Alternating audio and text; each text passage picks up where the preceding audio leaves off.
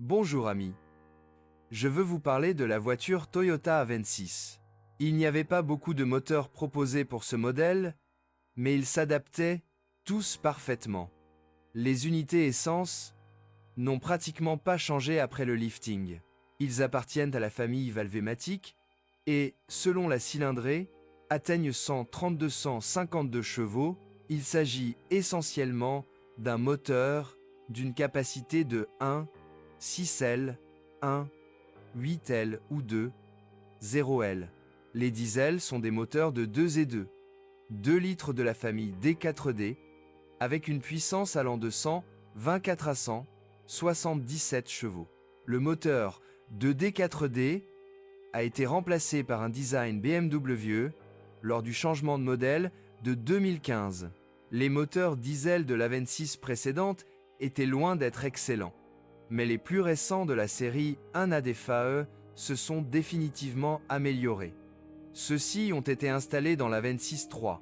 Les problèmes les plus graves de son prédécesseur ont été éliminés. Mais il s'agit toujours d'un moteur qui pourrait entraîner des coûts élevés en cas de panne grave. C'est pourquoi je recommande le Valvematic à essence que je vais décrire dans cet article. La conception des moteurs 1,6, 1,8 et 2 est presque identique. Les commentaires s'appliquent donc à toutes les versions essence de l'Avensis 3. Qu'est-ce qui est cassé? Les moteurs de la famille Valvematic désignation d'usine ZR ont fait leur début avant même la voiture décrite ici.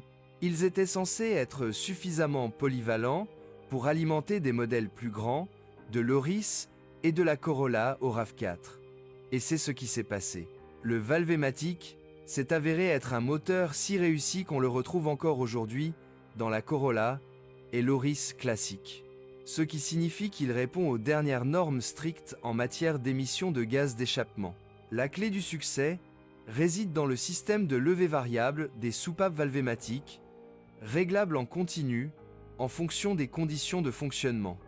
L'arbre à cames transmet la puissance via des cames spéciales. Les rouleaux eux-mêmes sont entraînés par chaîne, ce qui ne pose absolument aucun problème. Tout comme tous les autres composants, à l'exception de la pompe à liquide de refroidissement. Et là, malheureusement, il y a un grand risque. Les dommages à la pompe à eau sont faciles à repérer lors des contrôles réguliers du liquide de refroidissement et d'une utilisation consciente. Malheureusement, les utilisateurs de Toyota sont souvent habitués au fait que rien ne se passe dans leur voiture et lèvent rarement le capot. Malheureusement, les fuites de la pompe peuvent être importantes et la panne est souvent constatée alors qu'il y a déjà peu de liquide dans le système. Dans le pire des cas, il peut surchauffer et brûler le joint de culasse. Mais cela ne doit pas nécessairement entraîner de graves problèmes. Remplacez simplement le joint et vous pouvez continuer à conduire. Il convient de s'en souvenir, et si vous optez pour un moteur Valvematic, vous devez vérifier régulièrement le niveau du liquide de refroidissement. Vous pouvez pratiquement oublier le reste, conventionnellement parlant bien sûr, car un entretien approprié est bénéfique pour chaque moteur. Le réglage des soupapes est hydraulique. La chaîne reste sans entretien et seule l'huile doit être changée tous les 15 km. Il est important de noter ici que Toyota recommande une huile à très faible viscosité 0W. Vous n'en achèterez pas un comme celui-ci à la première station-service. Même dans de nombreux magasins, vous devrez le commander spécialement. Il vaut la peine de revenir à une telle huile. Si le propriétaire précédent en a utilisé une autre, cela peut affecter le fonctionnement sans problème et à long terme du système Valvematic.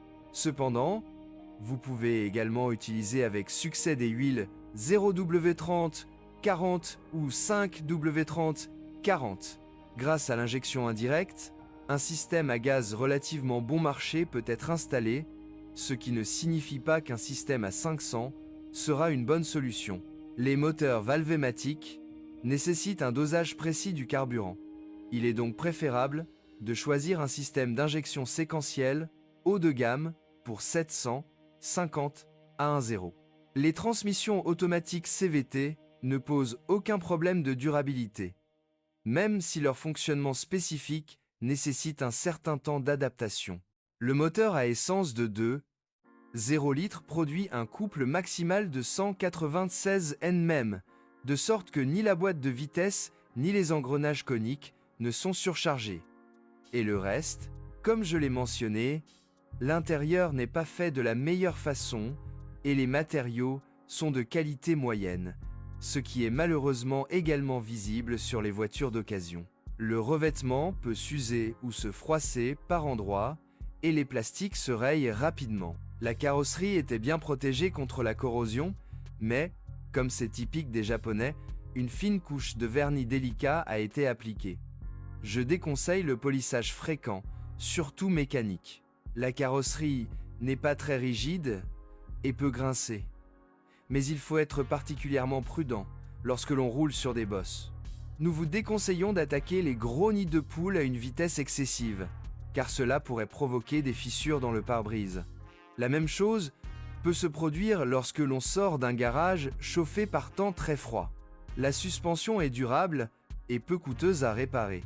L'essieu arrière est difficile à user, à moins de surcharger la voiture, tandis que l'essieu avant n'est constitué que d'un seul bras transversal par roue. La goupille et les bagues peuvent être remplacées. Vaut-il la peine d'acheter une Toyota Avensis 3 ? Il ne faut pas se demander si cela vaut la peine, mais plutôt quelle version de moteur vaut la peine d'être achetée.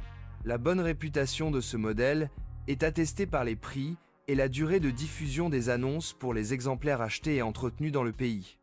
En bref, ils se vendent comme des petits pains. Parmi les moteurs décrits, il est préférable de choisir un moteur de 1, 8 ou 2,0 litres. Ils sont fondamentalement sans problème, en particulier le plus grand, qui est moins susceptible de subir une panne de la pompe à fluide. Ils fournissent respectivement une puissance de 147 et 152 chevaux, ce qui est très similaire et digne d'une voiture de classe moyenne. Le moteur de 1,6 litres, bien que pas trop faible, reste une alternative pour les personnes qui ne se soucient pas beaucoup des performances. Merci de m'écouter, n'oubliez pas de vous abonner à la chaîne et de noter ma vidéo. Si vous connaissez des problèmes avec cette voiture que je n'ai pas mentionnée, assurez-vous de les publier dans les commentaires.